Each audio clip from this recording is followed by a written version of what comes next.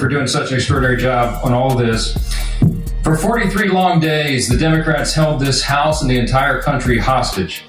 Finally, with the lights back on, this body's returning to our regular legislative session. We have a lot of work to do. My colleagues on this side of the chamber are ready and eager to get back to our urgent legislative work that we promised the American people we would do.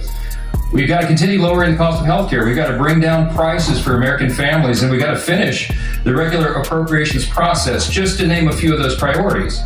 And I wish I could say that our first order of business would be to get to those urgent priorities, but of course we're here spending time on the floor about something else. This is something we could have resolved last week when we brought a unanimous consent to pass this discharge with the full support of the body. But our friends over here who are arguing today stalled that. They objected to it, and they wanted to have this exercise instead. And that's why we say that this is a show vote. That's what this is. They're making a show of it.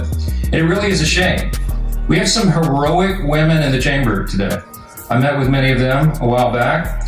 They're in the gallery here. They have come forward. They've shown their faces. They've used their names to share the unspeakable tragedies that many of them were subjected to, some of them when they were very young. And it is a heroic service to the country. They are seeking justice, and the justice has been delayed for too long. The Department of Justice, many years ago, should have brought these charges. It took too long to do it. And now we're in this process of making sure all the American people get the information, but we have to do it in the right way, After 4 years of Democrat control under President Biden, they were not truthful with us about a lot of things. The Democrats insisted the border was secure. We knew it wasn't. They insisted that inflation was transitory. We knew it wouldn't be. They misled the American people about the obvious mental and physical decline of the previous commander-in-chief. And now those same Democrats are demanding transparency. Suddenly, transparency is their new word. Out of nowhere, they've taken a curious concern in the Epstein investigation, all in the name of that, in the name of transparency. But the question has been asked here many times during the debate on the floor, and everybody questioning why it is the Democrats have done this right now have to look at the obvious facts. The Democrats had all the Epstein files in their possession for 4 long years under the Biden presidency. The Biden Department of Justice had these files, and no one on this side who is breathless today about the urgency of this release ever said a word about it. And it was the Democrats who could have urged President Biden's Department of Justice to go beyond prosecuting just Epstein and Ghislaine Maxwell, but they didn't do it. And so it's a fair question to ask today, why now? Why the sudden urgent interest in Jeffrey Epstein? Look, we know why. It's because the Democrats were never interested in transparency or executing justice or protecting the victims of this unspeakable tragedy before. The simple truth is obvious for everybody to see. This is a political exercise for Democrats. And it pains me to say it. I wish that was not the truth, but it is, and it's undeniable. This is as deceitful and dishonest as their pointless stunt was to shut the government down. Democrats are using the Epstein tragedy, the unspeakable evils that this guy committed with his trafficking ring and all of the abuses that they made these young women go through. They're using that as a political weapon to try to distract from their failures as a party and to try their best to try to tie President Trump somehow into this wretched scandal. The president had nothing to do with it. He's been very clear, and he has nothing to hide. And that's why he's endorsed the vote today. I suspect this vote will be probably unanimous. But here's the important point that everybody needs to understand. We have been advocates of maximum transparency, but we have also insisted that the victims be carefully protected. The Oversight Committee has been doing extraordinary work, and we've got some of the most vigorous advocates on the Republican and Democrat side of the Oversight Committee. They've been working in earnest to deliver transparency for the American people and to do it in a responsible manner. What do we mean by that? The bipartisan effort over there is already producing all the results that the discharge petition seeks and much, much more.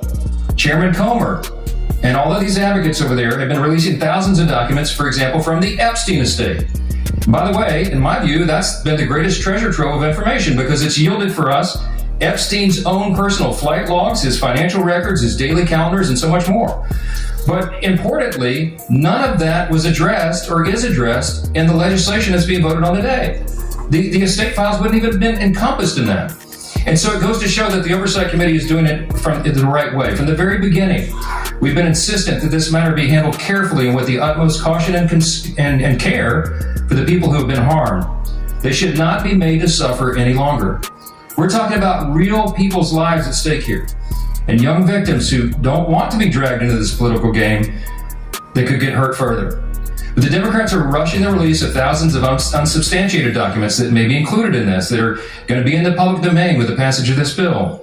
And there are serious deficiencies in the legislation that I have noted at length, and Republicans have to work to address those deficiencies in the Senate if and when this legislation is advanced.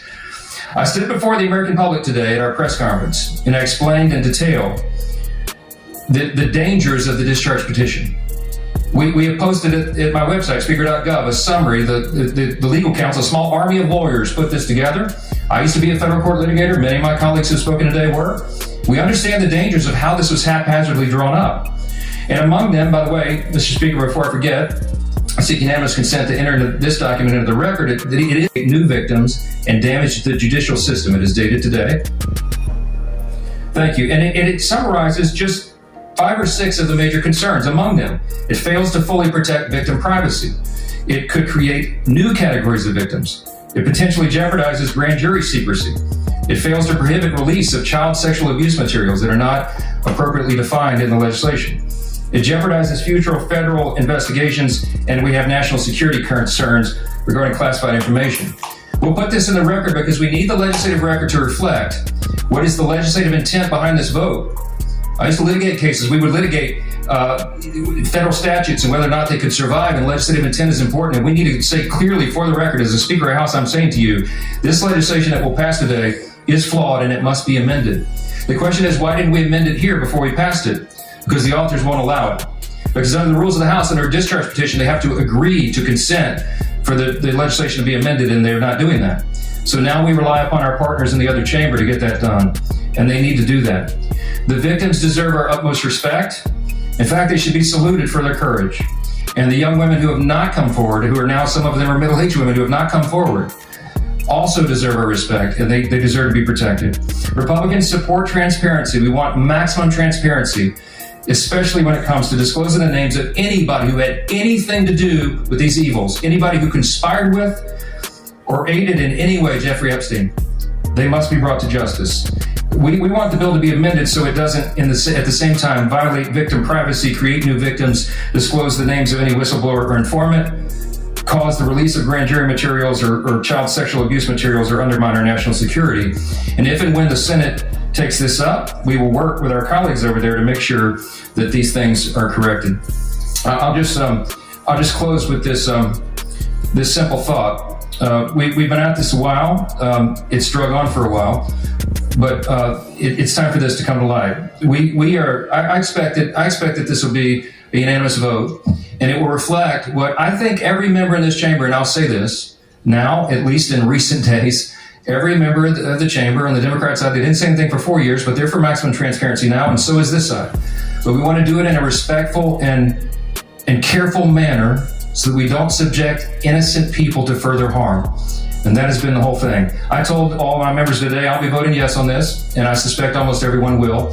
We'll send it to the Senate, and we hope it's corrected. Thank you for the time, Mr. Speaker, and I yield back. Gentleman reserves. The gentleman